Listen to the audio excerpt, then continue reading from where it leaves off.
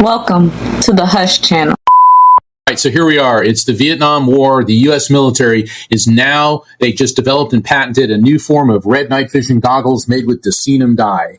And the reason they chose the red night vision goggles, we think, is because the eye doesn't have to shift from daytime vision to night vision. Plus, it increases spatial acuity and reduces reflex time. Now, here's the interesting thing.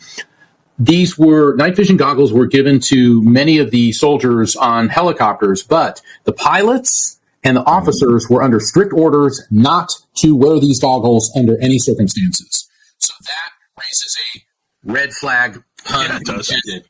Yeah. Well, so what started happening is, and all of this was just a 60-day time frame. So the red night vision goggles are being given to troops, most of which are on helicopters, and at first they're a real big hit. Soldiers love them, but then about a week after wearing the red night vision goggles, the soldiers' behavior started changing radically. The men who wore them started staring at things that, quote unquote, were not there. Then they were fixated on trees, particularly treetops, and there were discipline problems, and the guys that were wearing the red night vision goggles started fighting among themselves. But then, Dave, came the pivotal incident. A helicopter squadron was on a routine patrol over a relatively peaceful area. So this was not an active war zone, but they were still on patrol. So there's half a dozen helicopters, maybe a few more than that. And in one of them, all of a sudden, the gunner on the starboard side, that's the right side, the starboard side, this young man was manning a 50 caliber machine gun, and he just starts opening fire without being ordered to do so. And here's the weird thing. He wasn't shooting at anything on the ground, Dave. He was shooting at their altitude, yet there were no hostile aircraft. Well, all of a sudden, this helicopter, this gunner is now shooting 50 caliber machine gun bullets. The other helicopters are maneuvering out of the way. A couple almost collide. And the officer says, "Cease fire." And the young gunner started babbling that they're coming to get me. They're coming to get me. And he says, "Take those goggles off." And the young guy said, "There's demons, there's monsters." Well, when the officer saw the young gunner, he realized that his pupils were really dilated. So his first thought was, this kid is hallucinating. He's probably another GI that's hooked on heroin, because, this was Vietnam and heroin addiction was a huge problem. But then the officer put the goggles on and said, "What the?" He described what he saw as humanoid-type creatures with wings and horns that look like what we depict in art as demons or gargoyles, and they seemed to realize he could see them, and they started flocking right towards him. So then he immediately took the goggles off, and they vanished. Or did they? This sounds like Lovecraft, right? I mean, there's that book, that movie From Beyond, where they talk about stimulating the pineal gland, and while they're doing that, you're able to see these things, but once you can see them, you're resonating at that level, they can see you, and they begin targeting you.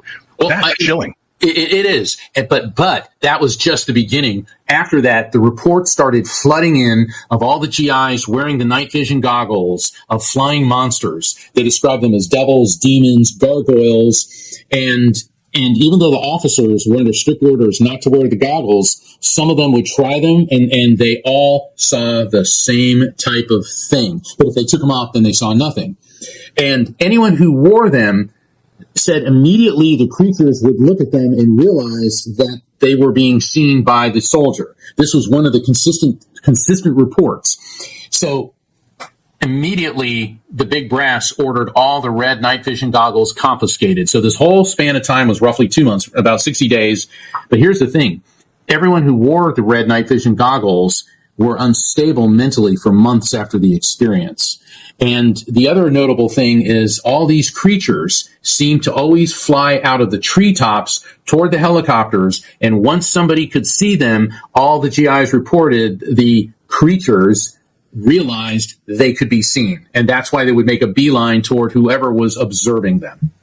All right, I'm going to throw out something weird to you, right? And I know there's going to be a lot of people this is not going to hit for at all, but it's interesting that in the Bible, right, Lucifer and his minions, those that chose to turn against God, were cast out of heaven.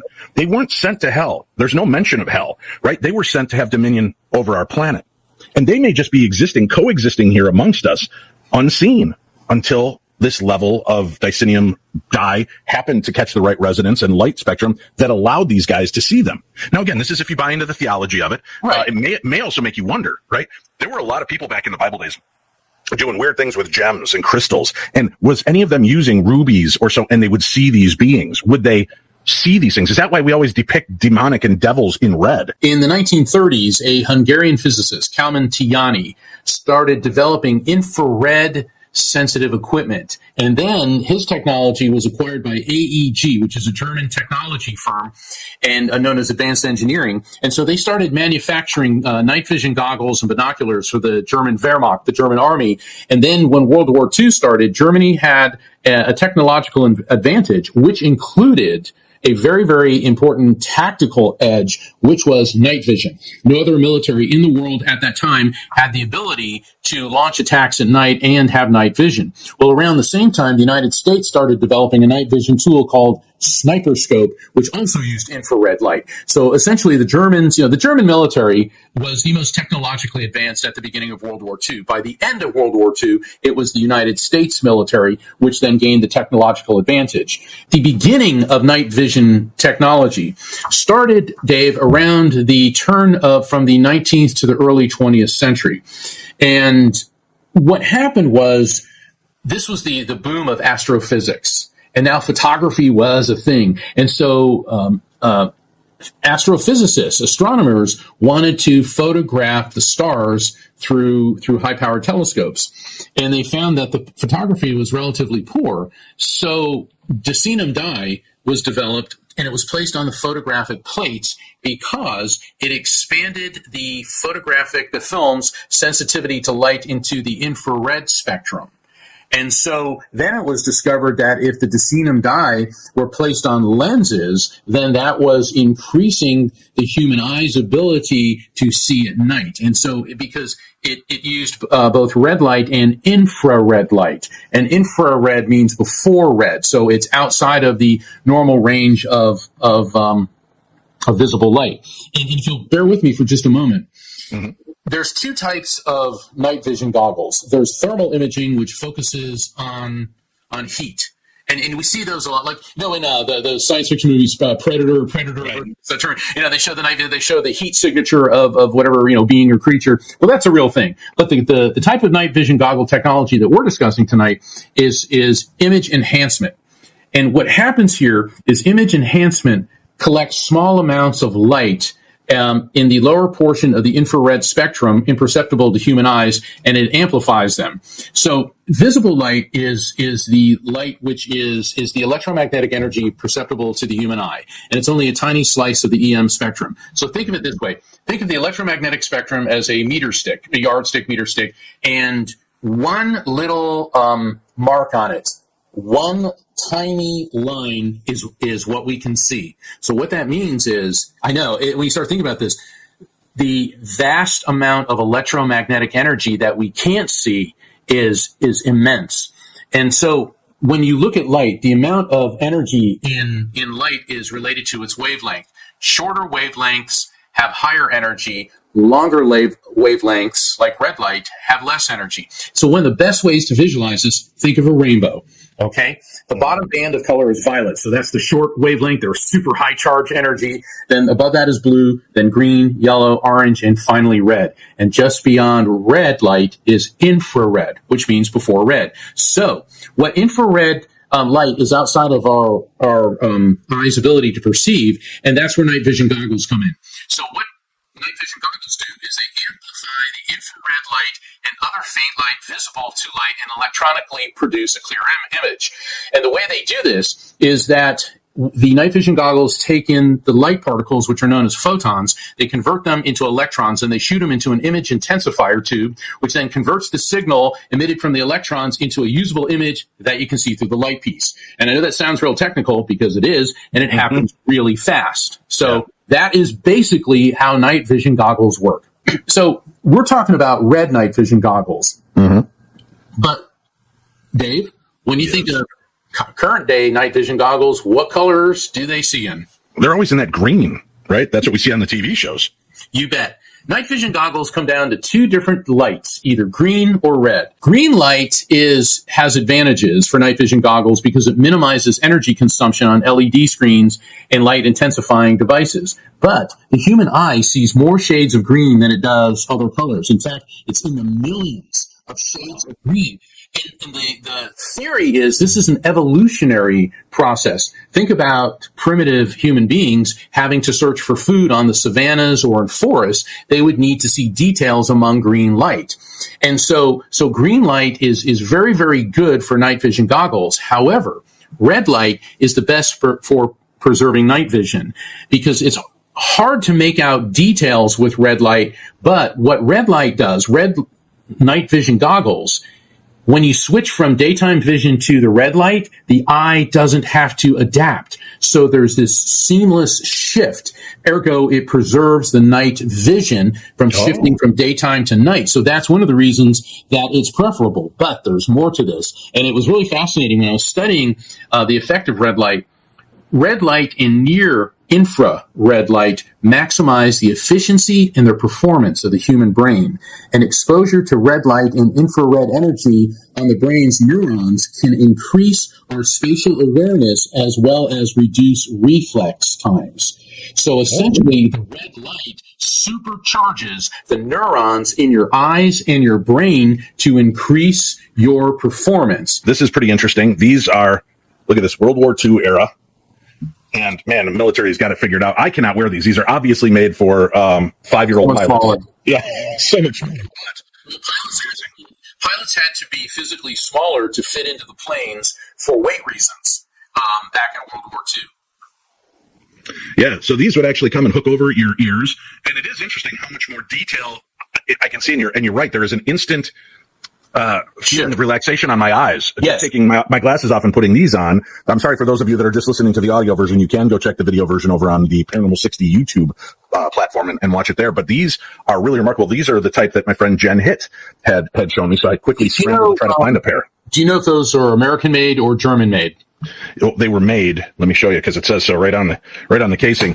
Welsh manufacturing company, Providence, Rhode Island, United States. Okay, so that's American because the German night vision goggles in World War II were using the deceanum dye, and I'm not sure if the U.S. military was using the deceanum, but I do know that in the 1960s, during the Vietnam War, the night vision goggles that we're about to talk about, the U.S. military had developed and patented a new form of red night vision goggles, and the lenses were dyed with the deceanum dye, which is red.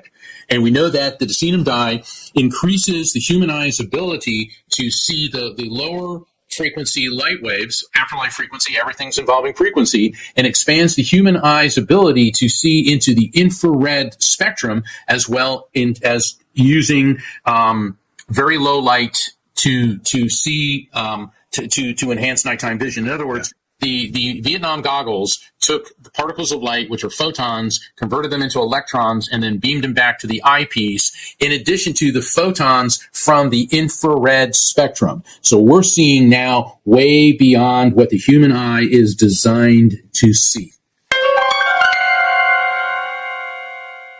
That was a snippet of paranormal investigator Dave Schrader's interview of attorney and psychic explorer Mark Anthony, the son of a U.S. Navy SEAL who was over Black Ops covert missions, found on Mr. Schrader's YouTube channel, Paranormal 60 with Dave Schrader. The full clip is an hour and 21 minutes long, and I do highly recommend not only checking that out, but also both of their content in its entirety. A link to their interview is in the description. Thank you. The term Cold War is a kid-friendly way of supposedly describing a war without bloodshed. It all officially began after the surrender of Nazi Germany in 1945, when the uneasiness between the United States and Great Britain on the one hand and the Soviet Union on the other started to fall apart. Since then, the United States and the Soviet Union and its latter independent post-Soviet successor states have puppeteered over 140 worldwide conflicts and still counting, despite them stating that the Cold War ended officially after 46 years on Christmas Day of 1991, when the Soviet Union dissolved itself into its component republics and the Iron Curtain was lifted. Despite that, it is the 21st century, and these two major powers are still at it as I speak. This puppeteering is called proxy conflicts or wars, where each opponent militarily and or financially backs opposing ends of other countries who are at odds with each other in exchange for some valuable resource or tactical advantage of sorts. creating a situation that is mutually beneficial for all the parties involved. The terms First, Second, and Third World stems from the Cold War and their plays. First World refers to the United States and its allies. Second World refers to the Soviet Union, China, and their allies. And Third World refers to those countries who had no parts of the quarrels and remained neutral. The Vietnam War was one of the 140 plus issues that these two power players involved themselves in. The Vietnam War was officiated on November 1st of 1955 and lasted 20 years to the 30th of April of 1975. The conflict was between North Vietnam and South Vietnam and also included Laos and Cambodia. North Vietnam was supported by the Soviet Union, China, and other communist states, and South Vietnam was supported by the United States and other anti-communist allies, making the war a proxy between the Soviet Union and the United States, with direct United States military involvement, of which ended in 1973, 2 years before the official end of the Vietnam War. While many American soldiers met their physical end in Vietnam, many soldiers mentally never returned home. As is typical when it comes to war, such an evil, disastrous, traumatic experience, but add a layer of unexplainable, never seen before, rarely talked about before supernatural occurrences on top of the chaos, the blood, the gore, anxiety, the fear, the stress, and the death of war. And that is enough to make a man a shell of himself. The man responsible for the technology of the red night vision goggles, of which were used by these soldiers in Vietnam, was Walter Kilner. Walter was born May 23rd of 1847 at Bury St. Edmunds in Suffolk, England. He went on to be educated at King Edward VI School, at St. John's College, at Cambridge University, and was a medical electrician at St. Thomas's Hospital in London. At 32 years old, Kilner took charge of the electrotherapy unit at St. Thomas's Hospital. 4 years later, in 1883, he became a member of the Royal College of Physicians and then opened a private physician practice in Ladbroke Grove, London. Kilner took a scientific interest in the auras that radiated like a cloud around people after his review of the works of Baron von Reichenbach,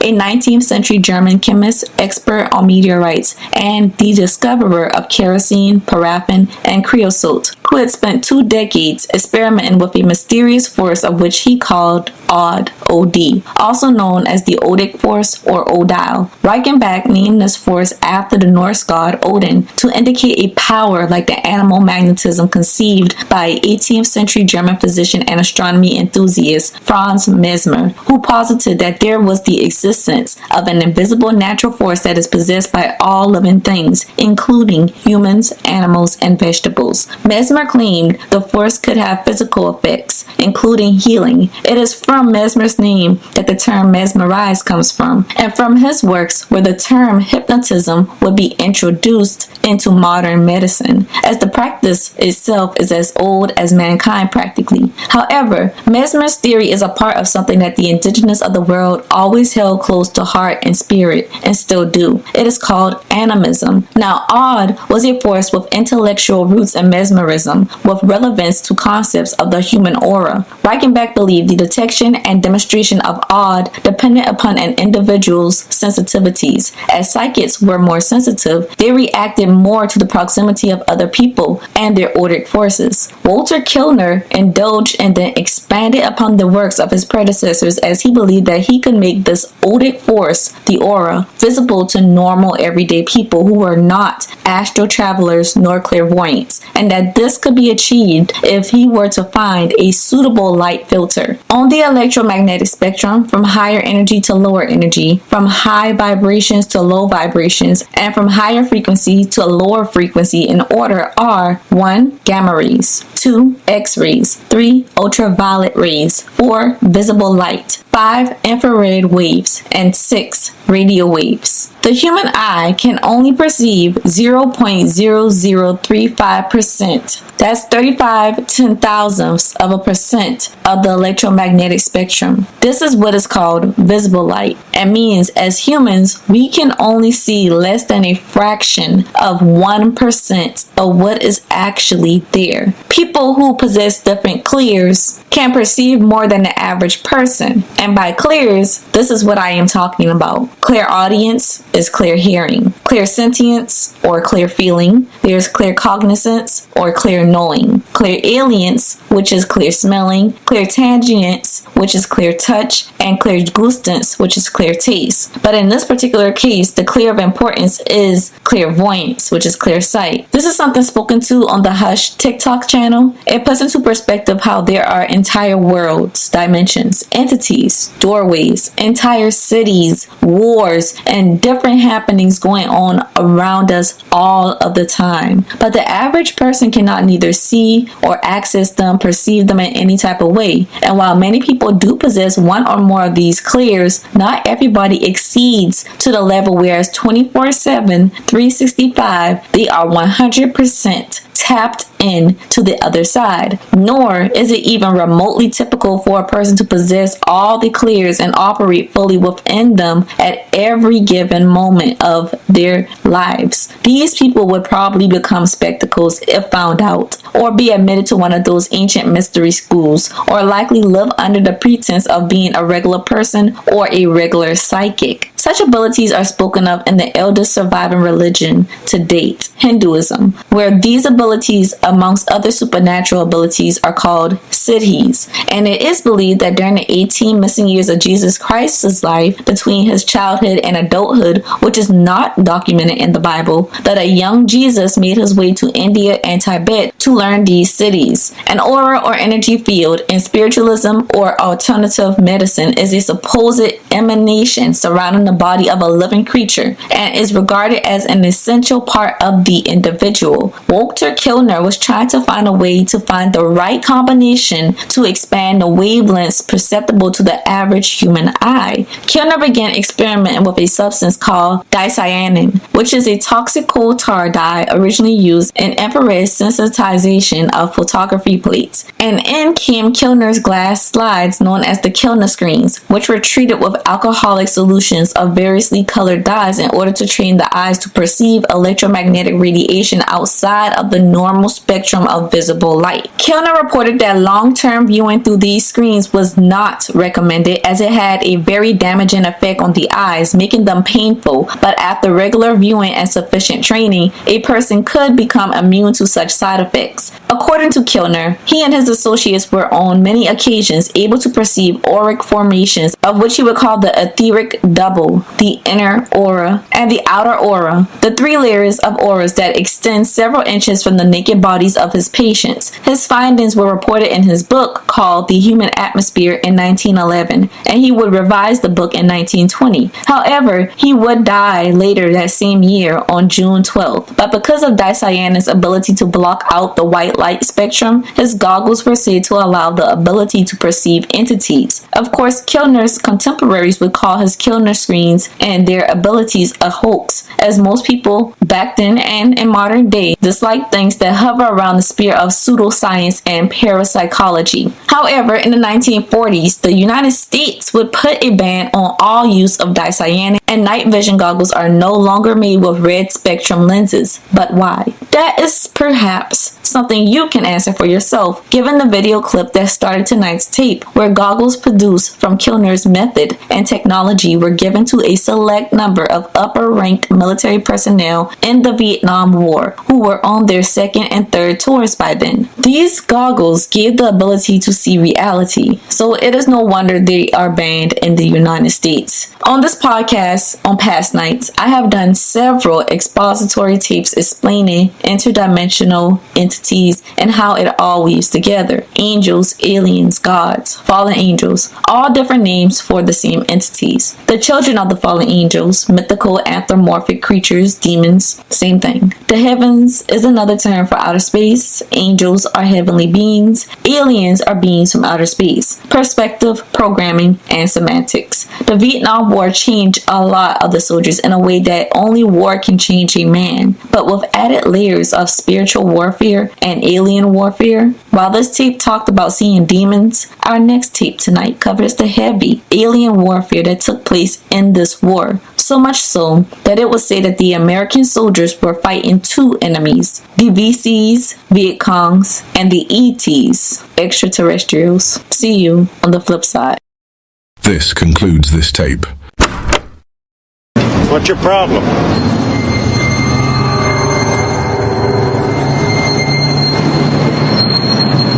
I said, what's your problem?